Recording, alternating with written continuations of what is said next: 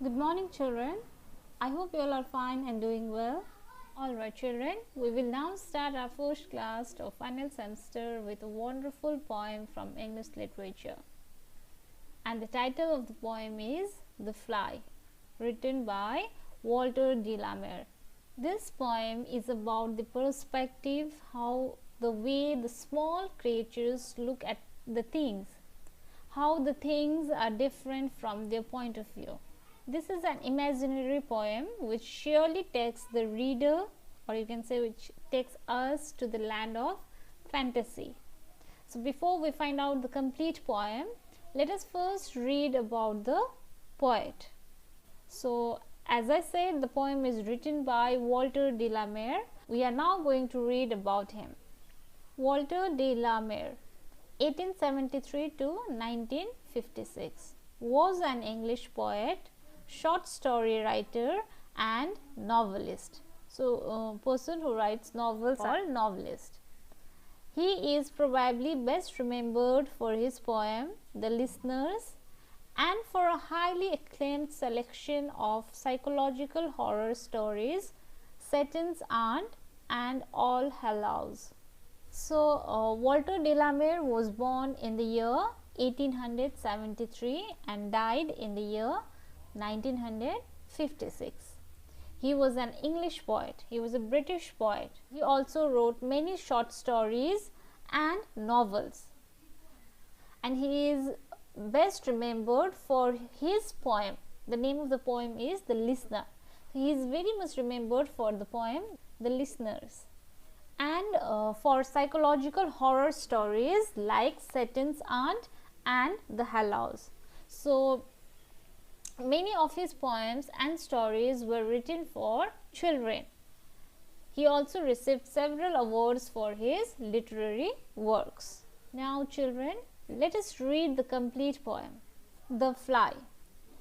How large unto the tiny fly must little things appear, a rosebud like a feather bed, its prickle like a spear, a dewdrop like a looking glass, a hair like golden wire, the smallest grain of mustard seed, as fierce as coals of fire, a loaf of bread, a lofty hill, a wasp, a cruel leopard, and specks of sail as bright to see as lambkins to a shepherd.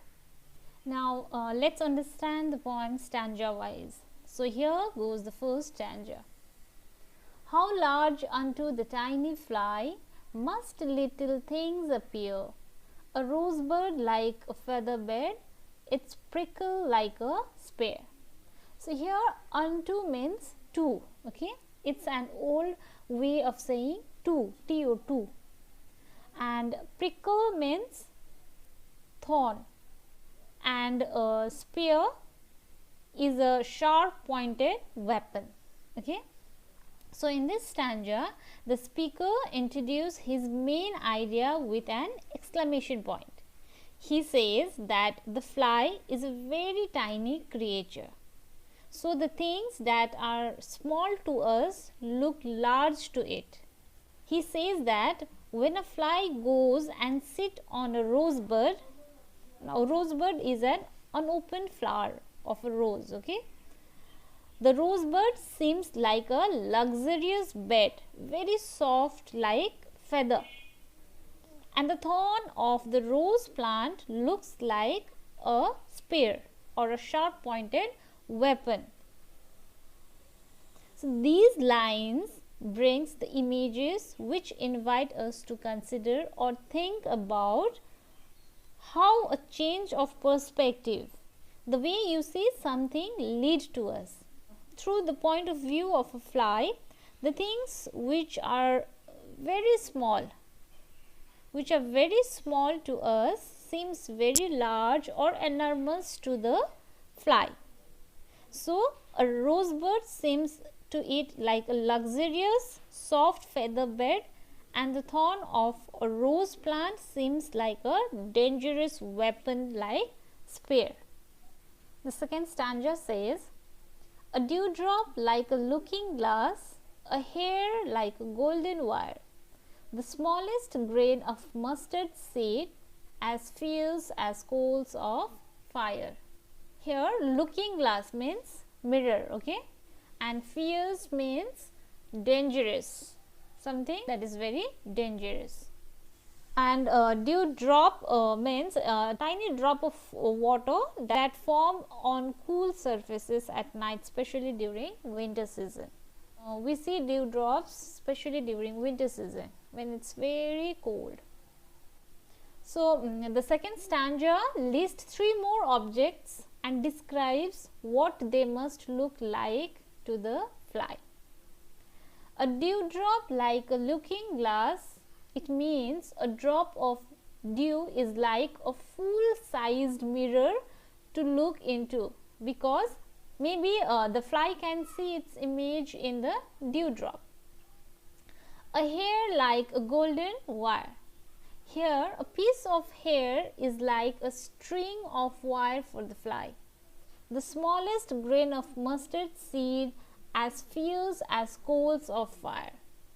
Here a tiny mustard seed, okay, mustard seed, seeds of mustard plant used as spice or mustard oil. So this mustard seed seems to have the size and strength of a chunk of burning coals. These 3 images takes the tiny, insignificant or unimportant objects around us and brings the view so close that they become beautiful and powerful to the fly. Alright, so let's move to the third stanza. A loaf of bread, a lofty hill, a wasp, a cruel leopard, and specks of sail as bright to see as lambkins to a shepherd. Here lofty means tall or high, and wasp is a small black and yellow insect. The third stanza lists 3 more comparisons. Here the poet says a loaf of bread, a lofty hill. It means a loaf of bread looks like a tall high hill to the fly. A wasp, a cruel leopard. Here the poet compares a wasp to a cruel leopard because of the black and yellow stripes of their bodies. The poet says maybe the fly is afraid of the wasp. The poet says maybe the fly is afraid of the wasp. The wasp is bigger than the fly. It can sting it or hurt it. The fly is very small in front of a wasp. So maybe the wasp seems to eat a dangerous leopard.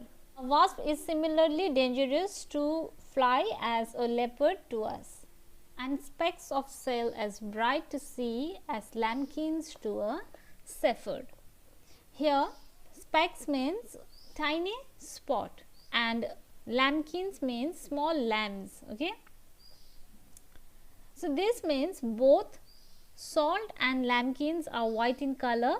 Although specks of salt are very small, they look large enough to a tiny fly. So the fly would be able to see them as clearly as a shepherd can see their lambkins or small lambs. So see, the poem speaks about how these ordinary things look insignificant to us, but in actual they are so beautiful. It's all about how we look at them. The tone of the poet is so amazing. This poem makes us look at the world in a complete different view and takes us into the land of fantasy. So I hope children you have understood the poem well. You'll have to learn the word meanings and the difficult words that I gave you today, and tomorrow we'll be doing the exercises given in the book. Till then, you'll keep learning, and thank you for watching.